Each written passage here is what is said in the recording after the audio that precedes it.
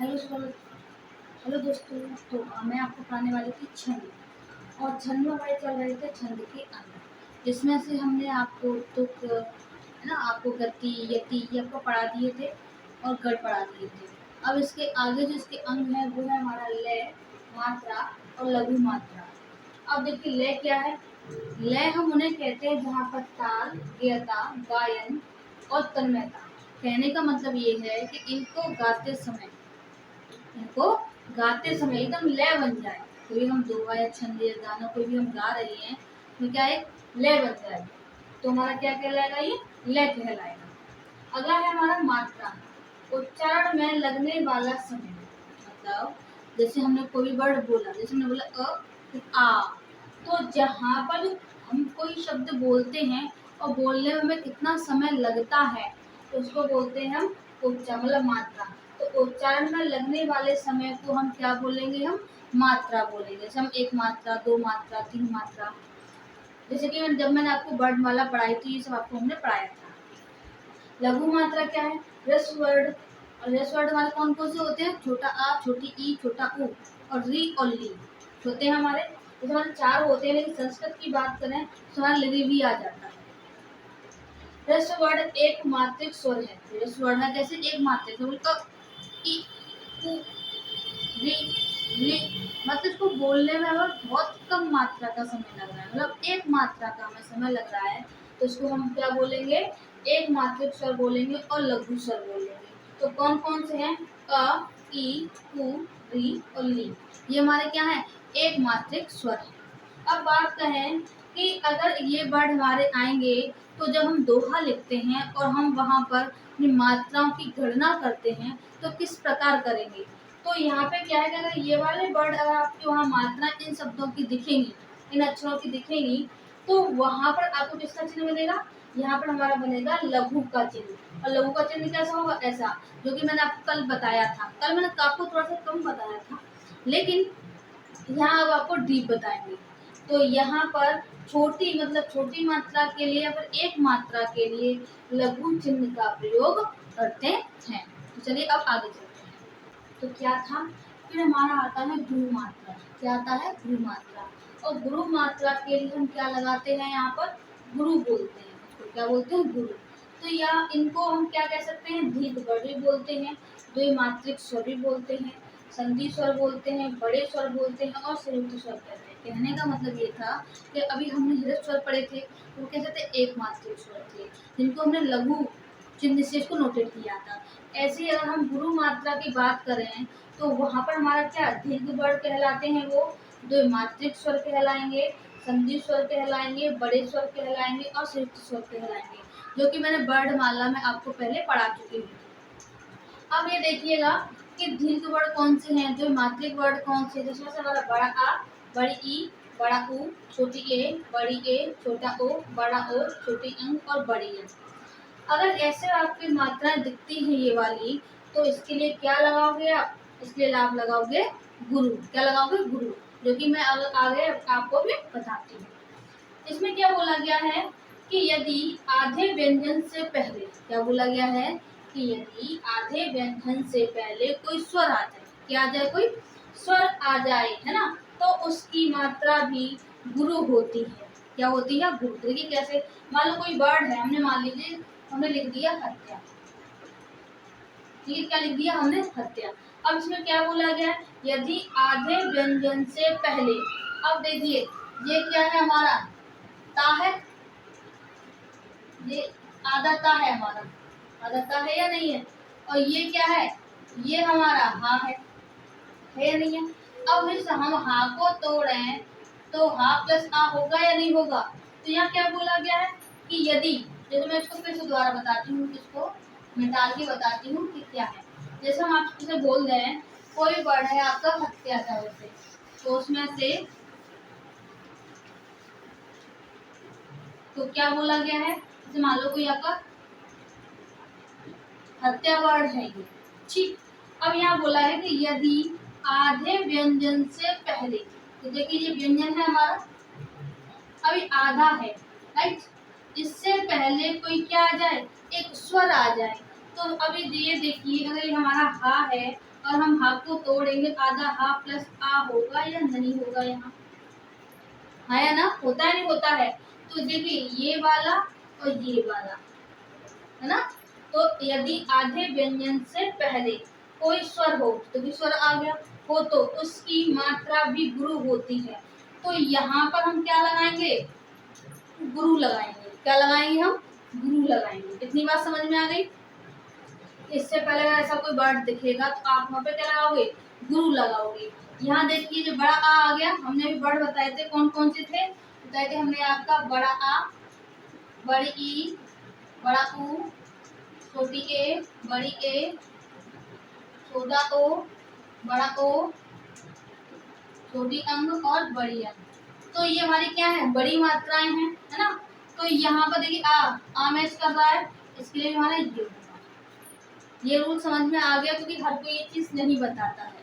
तो क्या बोला गया है कि यदि आधे व्यंजन से पहले कोई स्वर हो, ठीक है, तो हम वहाँ पे क्या लगाएंगे, गुरु वर्ड लगाएंगे। ऐसे अगर हम दूसरा कोई वर्ड ले लें, जैसे हम यहाँ पे लेते हैं हम क्या, स्वर, स्वर। अब देखिए यहाँ पर ये क्या है हमारा, ये कैसा है हमारा, आधा है। कैसा है ये, आधा है।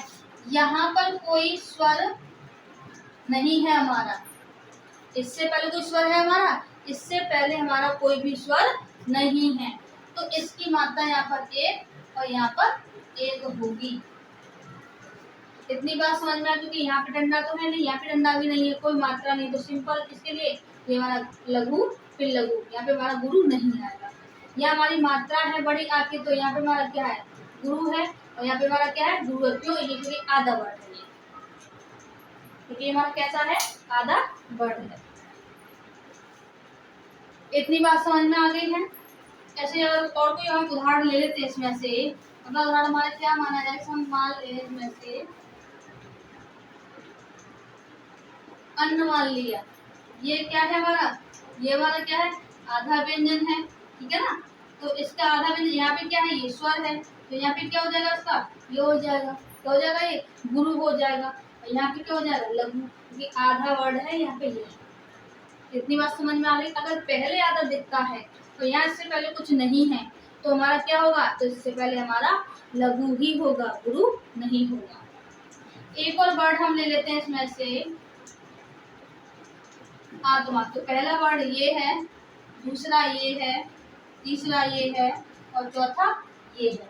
अब देखिए ये बड़ा है, तो देखिए बड़ा है तो क्या हो गया, ये ठीक। ऐसे ही अगर इसमें आधा है तब भी बड़ा है, क्योंकि बड़ा आ है, फिर भी आपका गुरु हो जाएगा, और यहाँ पे हमारा क्या हो जाएगा, गुरु हो जाएगा। इतनी बात आपको समझ में आ गई होगी। तो चलिए अब, तो हाँ, तो छंद के अंग क्या है, छंद के अंग हम अभी तक हमने आपको ब्रॉड बताए थे। अगर आपको एक नज़र में देखने हैं तो छंद के अंग हमारे कितने हैं, ये हमारे 1 2 3 4 5 6 7। मैंने आपको पाद या फिर चरण आपको कल करा दिया था, गढ़ और मात्रा मैंने आपको आज कराया है। संख्या क्रम हमने अभी आपको बताया था कैसे उसको गिनते हैं। गढ़ हमने आपको बताया था 8 गढ़ होते हैं, या माता राजभान सलगा, है ना। इसके अकॉर्डिंग हमने आपको गति बताई थी, यति यति या फिर विराम बताया था, और हमने तुक भी बताया था। तो क्या है, छंद के अंग है जो कि शॉर्ट ट्रिक में है। ये आप एक बार देख, तो क्या पढ़ाने वाले आपको हम, छंद के भेद। छंद के भेद 3 होते हैं। कितने होते हैं हमारे, 3 होते हैं। पहला है हमारा मात्रिक छंद, दूसरा है वर्णिक छंद, और तीसरा है हमारा मुक्त छंद। मात्रिक छंद वो होता है जहाँ पर हम मात्राओं की गणना करते हैं, जो कि मैंने अभी आपको बताया था, एक लघु मात्रा, गुरु मात्रा, ये आपको बताई थी। तो जहाँ पर हम मात्राओं की गणना करते हैं वहाँ पर हमारा क्या होता है, मात्रिक छंद होता है। वर्ण क्या है कि जहाँ पर हम वर्णों की गणना करते हैं, मात्राओं की ना होकर किसकी, वर्णों की गणना करते हैं, उसे हम वर्णिक छंद कहते हैं। मुक्त छंद, मुक्त है ये अभी आधुनिक छंद कह सकते हैं इसको, क्योंकि इसको हम केचुआ छंद या मुक्तक छंद, इनको इसको ही बोलते हैं। मान लीजिए हमने कोई कविता की, तो उसमें ही अपने शब्द जोड़ जोड़ के आगे बढ़ा देना ही क्या कहलाता है, मुक्तक छंद कहलाता है, केचुआ छंद कहलाता है। जो कि मुख्यतः निराला जी, सूर्यकांत त्रिपाठी निराला जो लेखक हैं, उन्होंने इसका प्रयोग बहुत अधिक किया है। अब हम बात करते हैं मात्रिक छंद। मात्रिक छंद को भी हमने 3 भागों में बांटा है। तो पहला है सममात्रिक छंद, दूसरा है अर्ध सममात्रिक और तीसरा है विषम मात्रिक। अच्छा, अब सममात्रिक क्या है? मान लीजिए हमने आपको 4 चरण दे दिए, दे दिए 4 चरण दे दिए। अब क्या है कि इसमें भी हमारे 5 हैं, यहाँ भी 5 हैं, यहाँ भी 5 हैं, यहाँ भी 5 हैं। तो कहने का मतलब ये है कि इनके चारों चरणों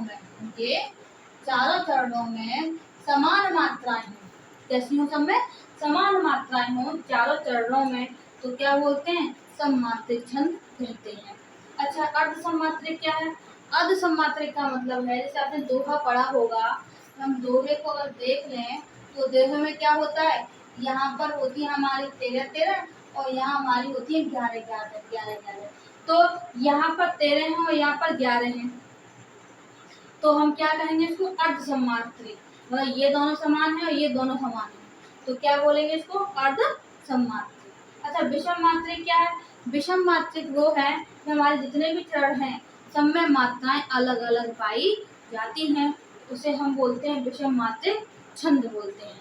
अब देखिए इसमें क्या है कि इसमें भी 2 बस इनका काम नहीं है कुछ, लेकिन मैं आपको बता देती हूँ। यहाँ पर क्या है? साधारण और दंडक छंद है। साधारण में क्या है कि जहाँ पर हमारे मात्राएं कितनी हो? 32 हो, कितनी हो? 32 हो, तो इसको हम क्या बोलते हैं? साधारण छंद बोलते हैं। और दंडक का इसमें कुछ भी नहीं है। ऐसा हम वर्णक में जाते हैं तो वर्णक में भी सेम टू सेम यही है कि सममात्रिक, अर्ध सममात्रिक और विषम छंद, विषम मात्रिक छंद है। इसमें क्या है, अगर हम साधारण में जाते हैं, सममात्रिक में जाते हैं, तो यहाँ पर क्या है कि अगर हमारी 26 मात्राएं हो, सॉरी वर्ड है ना, तो हमारे 26 वर्ड होंगे। कितने होंगे?